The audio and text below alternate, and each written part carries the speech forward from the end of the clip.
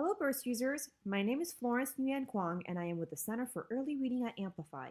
This video provides you with insight on assessment in Burst.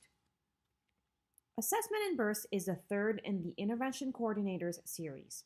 This module assumes that you have watched the Burst Overview and Intervention Coordinator Responsibilities modules. If you haven't watched those two videos, take the time to view them prior to viewing this video. Also, make sure you have your handout ready. We will refer to it as we go.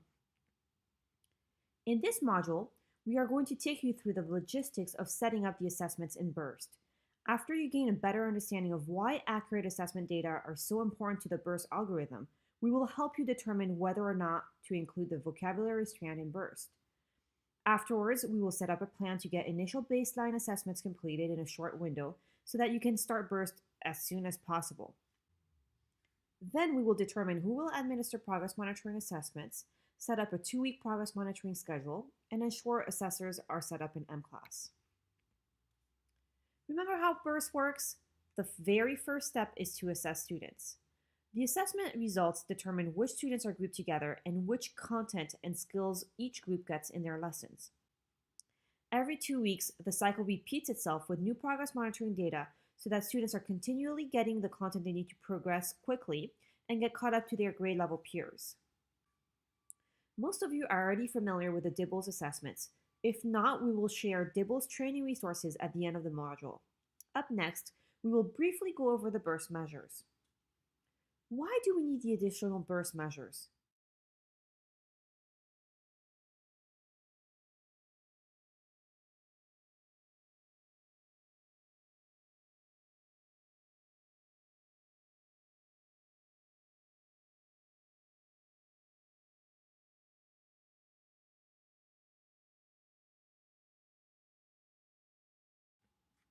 One comment we often get is that DIBELS alone doesn't provide enough diagnostic information to target instruction to students' exact needs. Let's look at an example. Take a look at one student's DORF results. This is on page 2 of your handout. What error patterns do you notice for this student? And what skills do you think the student should focus on?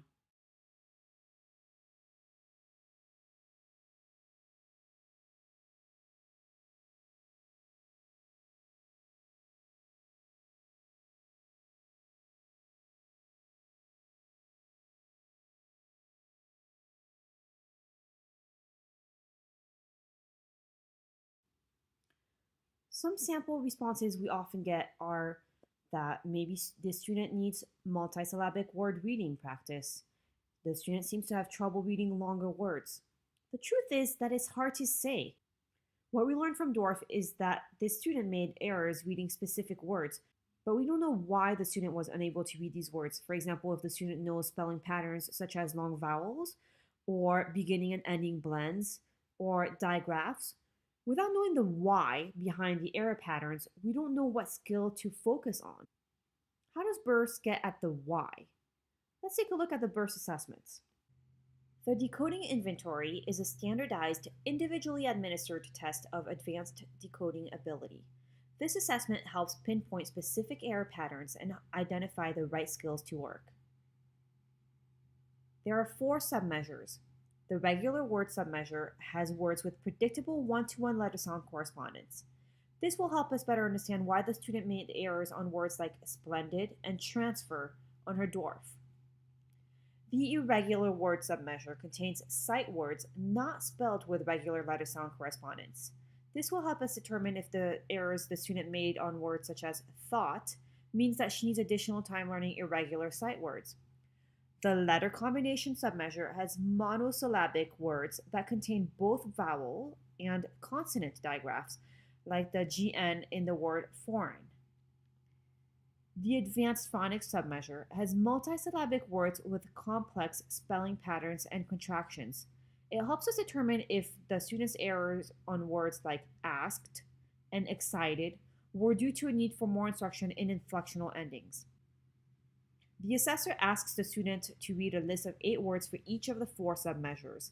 Each submeasure takes about 1 to 2 minutes to complete. The comprehension skills measure is a standardized, individually administered test of reading comprehension. Dorff and Days give us a general understanding of whether or not a student comprehends text.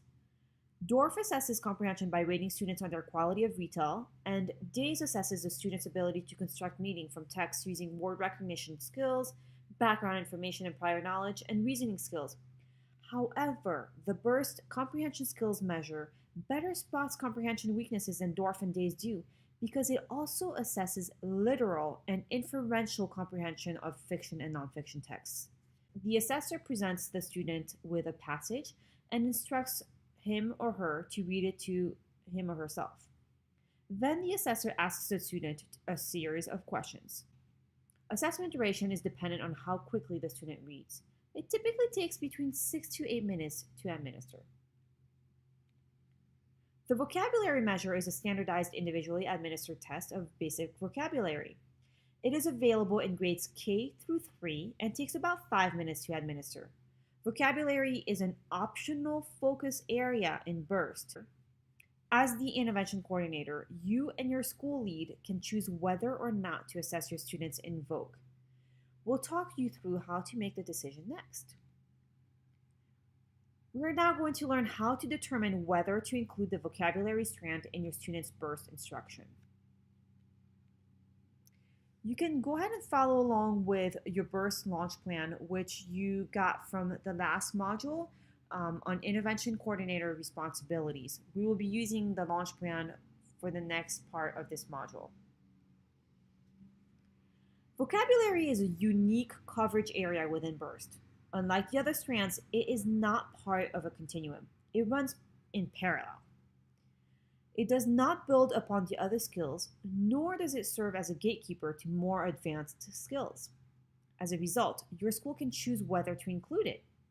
Since time spent on vocabulary means less time spent on another strand, you might want to confirm whether it is worthwhile for students to spend time on vocabulary. Some intervention coordinators find that their core vocabulary instruction is fine, and therefore they choose to exclude BURST vocabulary and focus BURST on skills instruction only. It's important to make this decision now, as it will also affect which assessments will be administered. Let's go to page 2 of your handout. We list some guiding questions for you to reflect on. Take a moment to think about the vocabulary instruction all students at your school receive during core instruction. If you are very familiar with the way that vocabulary is taught in your core, you might be able to answer these questions now. If you are unsure, spend some time looking over how your core program instructs vocabulary and come back to the handout later. Make this decision before administering any vocabulary assessments because the act of administering vocabulary assessments will tell the algorithm to consider the vocabulary strand if it concludes the students need help with this area.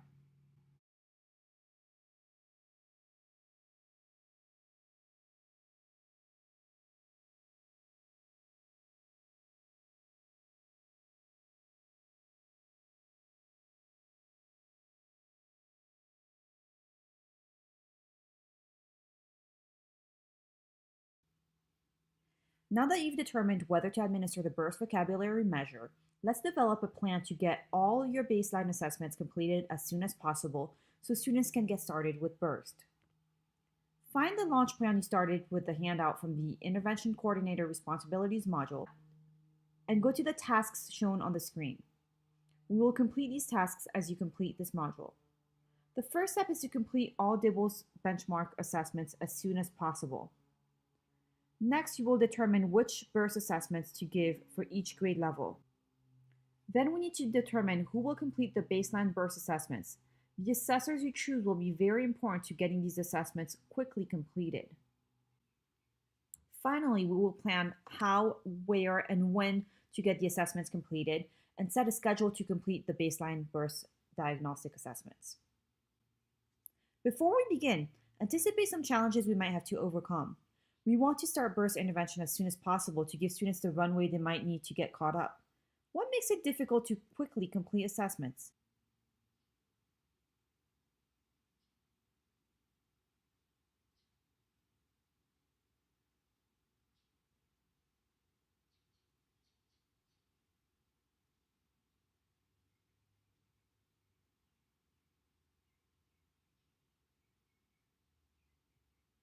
There are some logistics that come into play when we administer one on one assessments. We often find challenges with finding the time to complete all the assessments or planning out activities that the rest of the class can complete independently. Sometimes, when we get bogged down by these details, it takes a really long time to get assessments all done. When we consulted with schools that had the most success, they had a very simple but well laid out plan to get all the baseline assessments completed. Let's take a look at how we can plan this out for your setting. So, where do you begin? If you are a burst customer who screens students using DIBELS Next assessments, first you will complete all DIBELS benchmark assessments. Next, you will look over the data to determine which students will get burst intervention. Then, you will give the burst assessments. If you are a burst universal customer who screens students using another assessment, you will use those results to first determine which students will get burst intervention. Then you will administer all DIBELS assessments to students who should get burst intervention. After completion of the DIBELS assessments, you will administer all the burst diagnostic assessments. How close is your school to finishing the DIBELS assessments?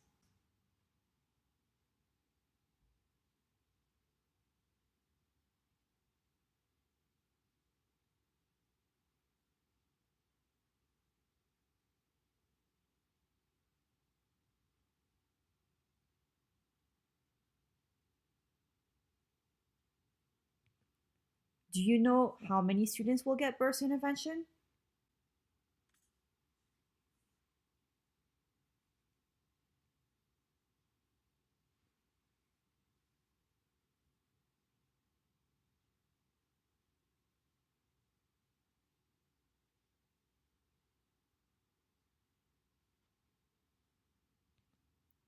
Why do we need to administer DIBELS assessments first?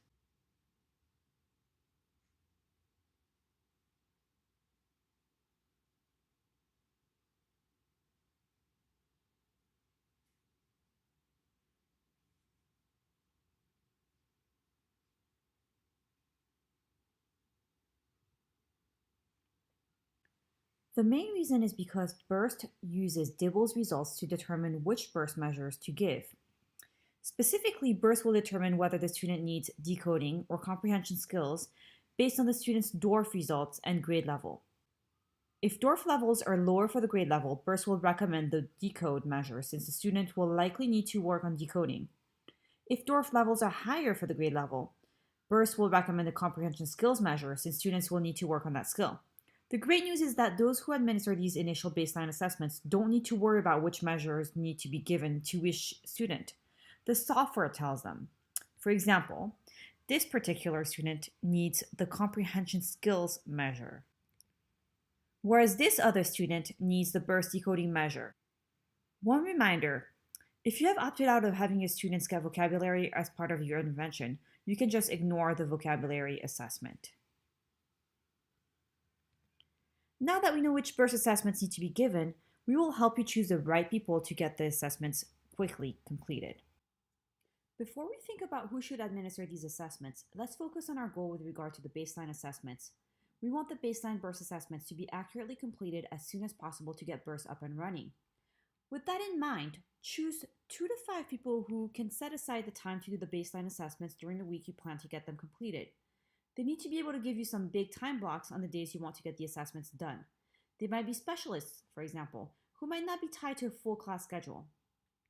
Burst needs accurate data to determine the right needs for each student, so you will want to pick someone who already has experience with observational assessments like M-Class DIBELS, and thus can quickly get up to speed on any new DIBELS or burst assessments they will be called upon to administer to students. Choose people who are quick and efficient with transitions. DIBELS measures don't take long to administer, and burst assessments take even less time. The big time sink can be with transitions. That is why you want folks who are very organized and who move students in and out of the assessment spaces quickly. Take a moment to think about who might have the qualifications above. Refer to page 3 of your handout. Write their name and check their schedule for the time frames they can give to this task.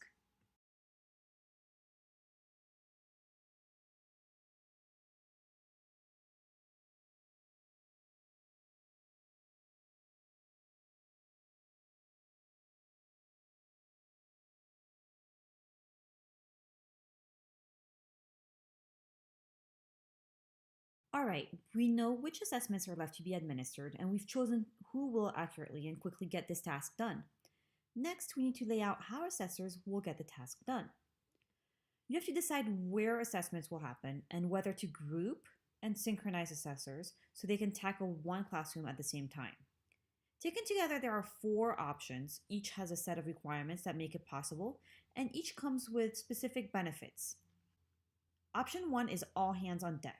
It's when all assessors go into the same classroom, so they have to work together to make sure all students are assessed. They push into the general education classroom, so there is no time loss in transition. The advantage of this is that you can get through a class faster, assessing several students at the same time. However, the teacher needs to set up multiple quiet assessment areas in the classroom for each assessor. Option 2 is also all hands on deck, but assessors pull students out of the classroom. They need to find a quiet area in which to pull students. Option 3 is when each assessor works independently and is responsible for assessing all students in one class at a time. They push into the classroom to minimize transition time, so the teacher needs to prepare a quiet area of the classroom. The advantage is that it minimizes the need for assessors to coordinate their schedules and determine who will assess which students. Option 4 is when each assessor works independently and is responsible for assessing all students in one class at a time. But they pull students out of the classroom, which means that there needs to be a quiet area in which to assess students. Which assessment model works best for your school context? Take a moment to review these on page 3 of your handout.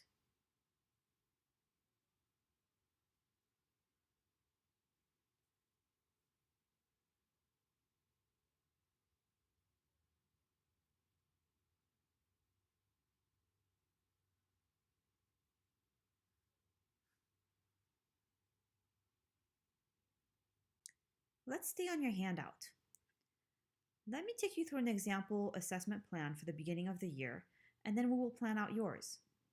This is the same kindergarten through 2nd grade school we've been working with throughout the modules.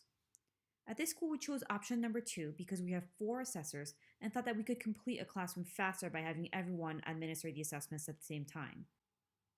There's an empty room near the 2nd grade classrooms, so we chose to pull out a few students at a time.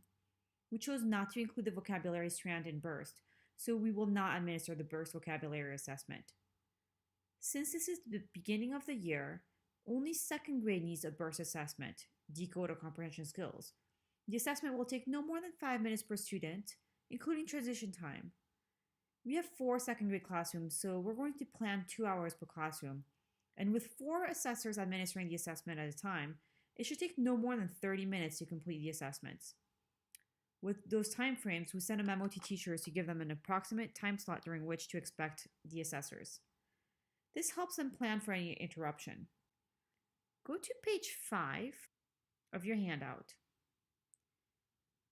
Here you can plan your school's baseline assessment plan. Plan your time accordingly based on your assessors and their availability.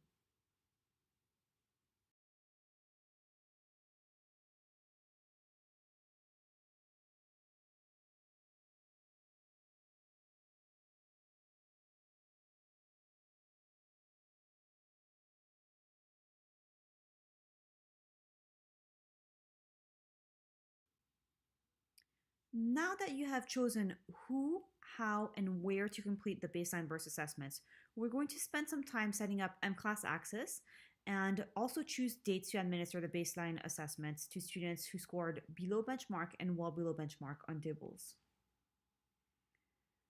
In order for your assessment team to access students on their assessment device, you will need to add each assessor to each official teacher's classroom. I will show you how to do that in a minute. Then you will need to make sure that each assessor has an assessment device and knows who to assess. This, for example, could be all the students who scored well below benchmark or below benchmark on DIBELS and would have a red or yellow dot next to their name.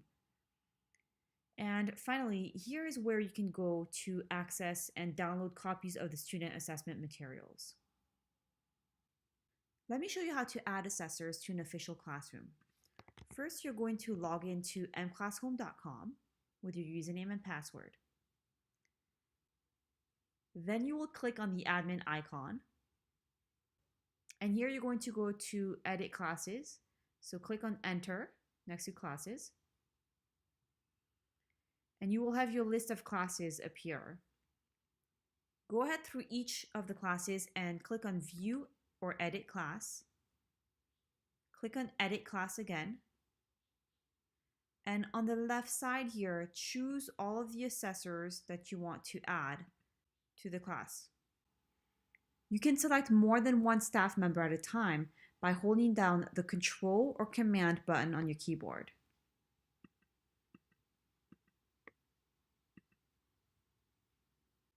Be sure to click Save,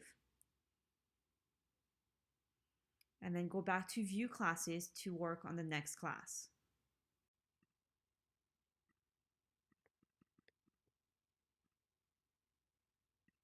Now that you've set up assessors in mClass and on their devices, make sure that they are up to speed with the actual scoring of the assessments.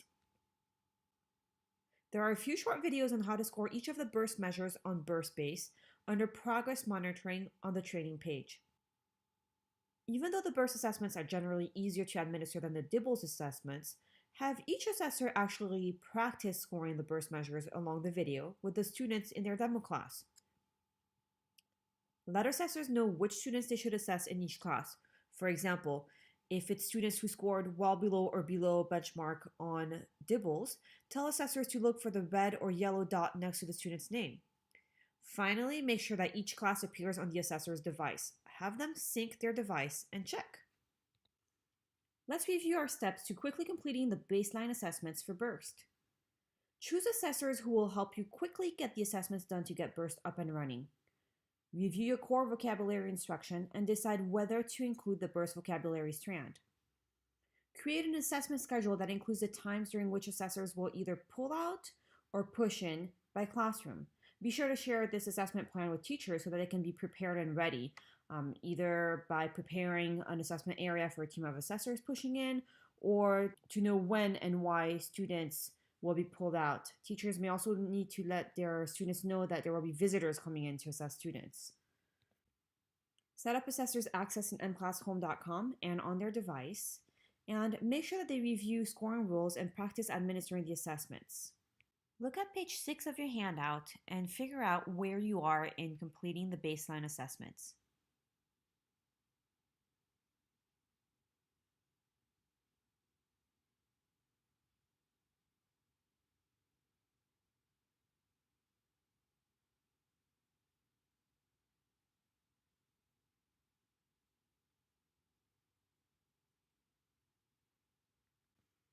Now that you're all set up with the baseline assessments, let's go over progress monitoring. Follow along your launch plan from the Intervention Coordinator's Responsibilities module. Before we go into the details of scoring accuracy, let's take a minute to reflect on why you think we should progress monitor students.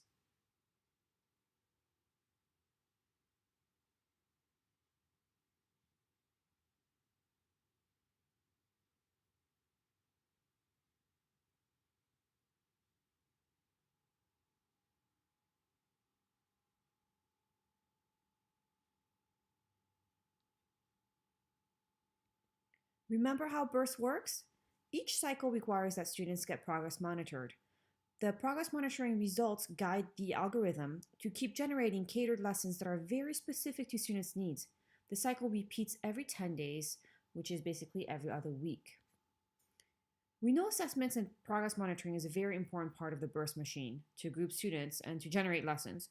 Why do you think it's important to accurately record student responses on DIBELS?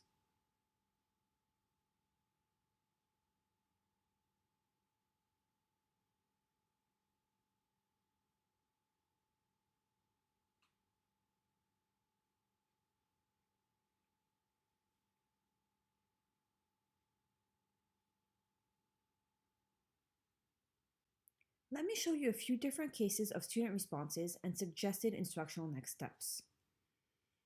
In the BURST overview module, we took a look at two different students whose nonsense word fluency score at the middle of the year was 29. Turn to page 7 of your handout. If you are not yet familiar with this DIBELS assessment, or if you need a quick refresher with nonsense word fluency, let me give you a little bit of background. The student is given a page of vowel consonant and consonant vowel consonant words and is instructed to read the words. The educator then scores the assessment. Here, a line underneath the letter marks a sound that was read correctly. Red squares show sounds that were read incorrectly or skipped. Student 1 read the first word as and hesitated on so the assessor marked the M incorrect.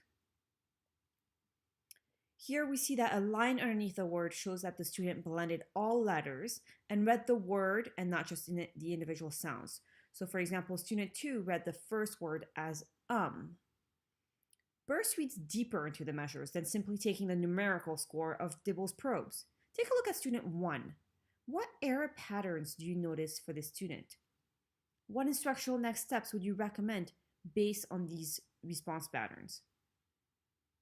When you're done analyzing student 1's response patterns, look over student 2's scoring sheet.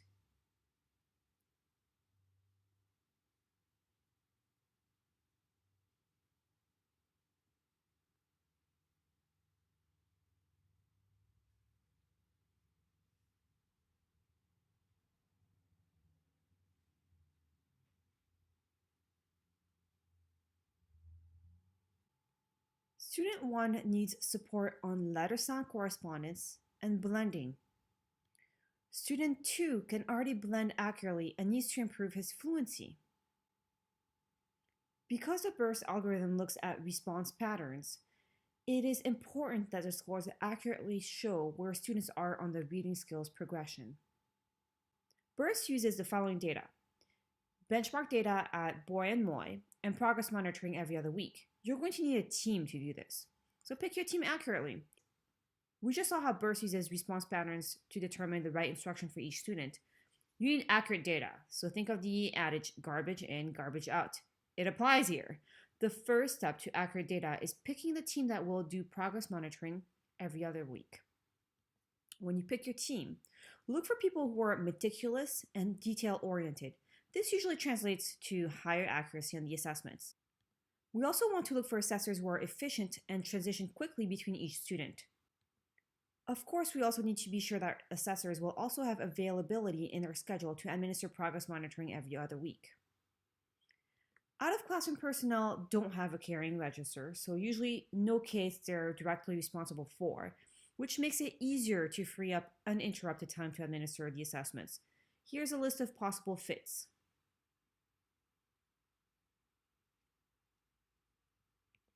Here are some things to consider as you select your progress monitoring team. Classroom teachers can administer progress monitoring and use the data to inform their instruction. However, they often find it difficult to carve out the time to progress monitor just their burst students. Burst interventionists already have the time in their schedule to administer progress monitoring since Burst gives 1 day to progress monitor in each cycle. However, the skills needed to deliver burst lessons are different than those needed to administer assessments. This means that interventionists would need more training, and thus their learning curve would steepen. Other out-of-classroom staff members who do not have their own roster of students, such as literacy specialists, reading coaches, or paraprofessionals, have the least bias in administering the assessments since they're not teaching these students and can become experts at progress monitoring if they're trained well. The only drawback is that they must build rapport with the students when they first start administering the assessments. Let's pause here and go to page 8 of your handout. Take a moment to think about who you might select to make up your progress monitoring team.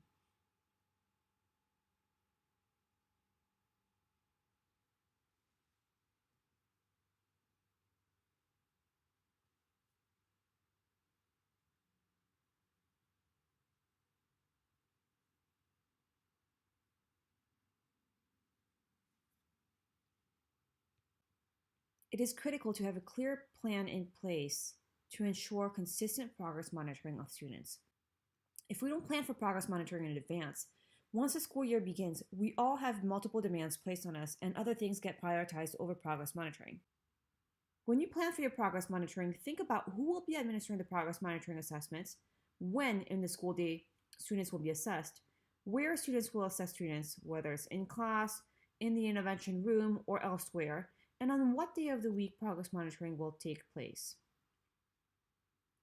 The The goal is to set up a repeatable process that becomes part of the regular school routine. Now that you've chosen who will administer progress monitoring, the next step will follow one of these two paths. If the interventionists will be the ones administering progress monitoring, then they will do so during their regular burst intervention time in the same room they use. They will progress monitoring on the same day of the week, every other week.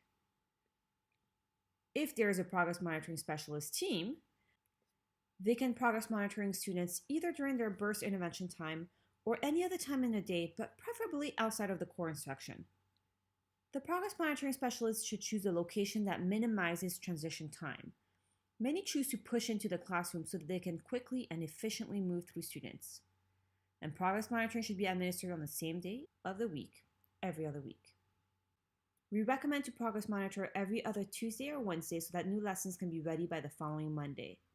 Turn to page 9 of your handout and decide the who, when, where, and what day for your school.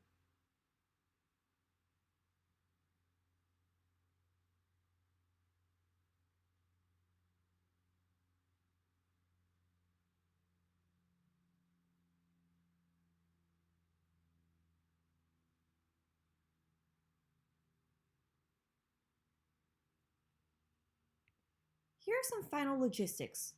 Before progress monitoring specialists start administering assessments, make sure that they have watched the module on scoring and practiced scoring along the videos and are clear on next steps, such as the when, where, and what day of the week they will assess students.